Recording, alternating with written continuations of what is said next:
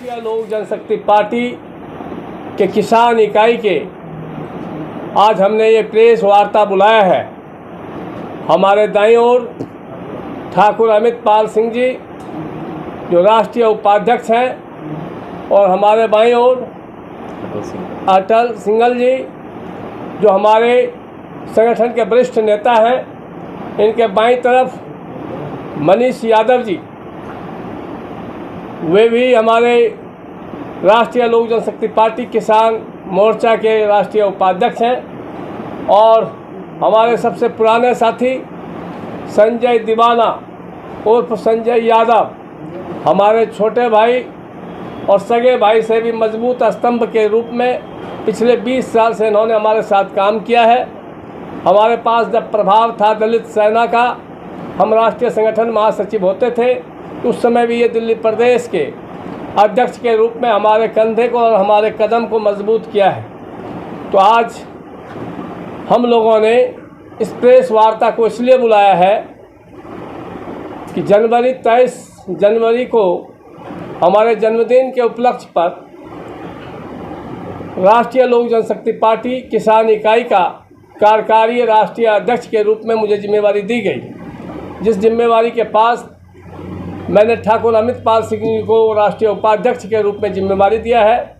और इनको हरियाणा और राजस्थान का प्रभार अटल जी हमारे सलाहकार के रूप में, हमारे मार्गदर्शक के रूप में, हमारे भाई के रूप में मेरे साथ ये कदम से कदम मिला के सहयोग कर रहे हैं। मनीष यादव जी,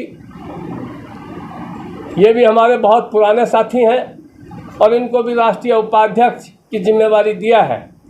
और दिल्ली प्रदेश और पंजाब का प्रभारी के रूप में इनको हमने जिम्मेवारी दिया है कि दिल्ली प्रदेश में संगठन किया और पंजाब में संगठन को मजबूत हो, उसकी देखरेख के लिए इनको जिम्मेवारी। देश की राजधानी है और देश के राजधानी में संगठन कमज़ोर ना रहे, इसके लिए पुराने साथी को हमने प्रदेश की जिम्मेवारी दिया है।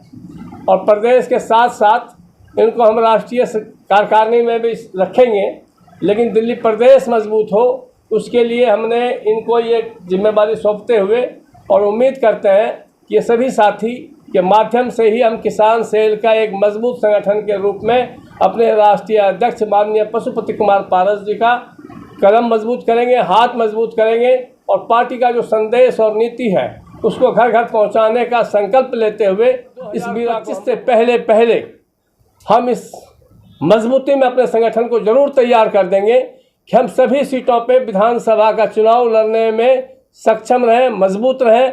अगर हमारे नेता कभी किसी को समर्थन भी देते हैं तो हम उनका मजबूती से सहयोग कर सकें। और हमारी पार्टी राष्ट्रीय लोक जनशक्ति पार्टी एनडीए के घटक दल के हम लोग मजबूत साथी हैं, पुराने साथी हैं। हमारे नेता, जिस समय बिहार में कोई भी एनडीए का घटक दल नहीं था, हमारे नेता माननीय पशुपति कुमार पारस जी पूरे आस्था और विश्वास के साथ देश के प्रधानमंत्री नरेंद्र मोदी जी के साथ चट्टान के जैसे खड़े थे और आज भी विचारों से चट्टान के प्रति वहीं हम संकल्प के साथ खड़े हैं। और संगठन को मजबूत करने के संकल्प के साथ हम अलग अलग राज्यों के भी हम प्रभारी नियुक्त करेंगे और अलग अलग राज्य में भी युद्ध स्तर पर दौरा करते हुए संगठन को मजबूत से मजबूत करने का संकल्प। पूरी जिम्मेवारी इनके गुवाहाटी हरियाणा प्रदेश फरीदाबाद जिला का जिला अध्यक्ष हरियाणा प्रदेश में उपाध्यक्ष की जिम्मेदारी रखते हैं कि इनसे भी संगठन को एक बड़ी ताकत मिलेगी। राष्ट्र कभी भी एनडीए से नाता नहीं तोड़ा है और एनडीए के साथ शुरू से आज तक ईमानदारी और आस्था के साथ हैं। जहाँ है वहीं पार्टी का एक एक कार्यकर्ता खड़ा है और पूरे देश में हमारा संगठन है। अनेक राज्यों में, सभी राज्यों में, देश के अलग अलग राज्य में भी हमारे संगठन मजबूती से खड़े हैं और हमेशा से हम लोग संगठन विस्तार के लिए कार्य करते रहते हैं। उसी कड़ी में आज भी हमने संगठन को विस्तार किया है और जहां हमारा नेता खड़ा है, पूरा संगठन पार्टी का और दलित सेना का पूरे आस्था और विश्वास के साथ हमारे नेता के साथ और एनडीए के साथ हमारा कैडर है। वो पूरा कैडर एनडीए के हर एक घटक दल का हो, भाजपा का हो या एनडीए का, जहाँ जहाँ गठबंधन हो किसी भी स्टेट में, जो भी कैंडिडेट होगा उसको जिताने का काम करेंगे।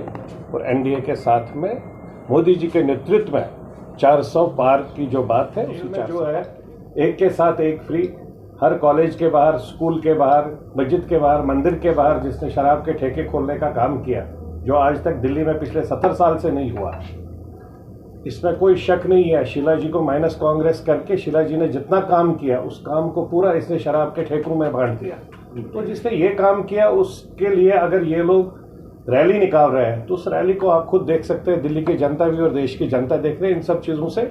और ये ऑनरेबल सुप्रीम कोर्ट के आर्डर्स, ये हर वक्त कहते हैं बीजेपी ने बंद किया, बीजेपी क्यों बंद करेगी? हाई कोर्ट है, सुप्रीम कोर्ट है, कॉन्स्टिट्यूशन है हमारा कंट्री का।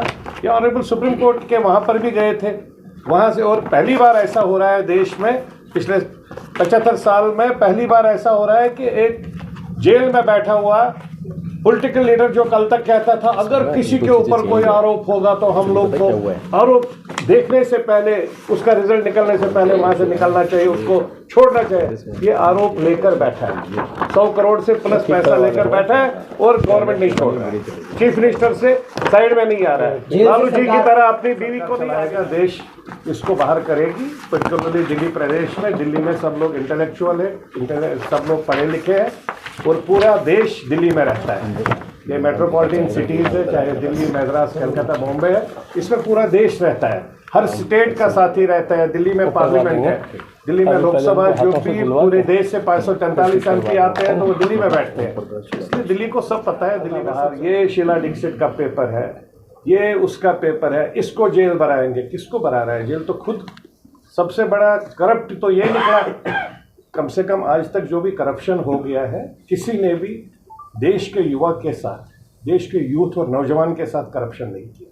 इसने जो करप्शन की, इसने ड्रग देने का काम किया।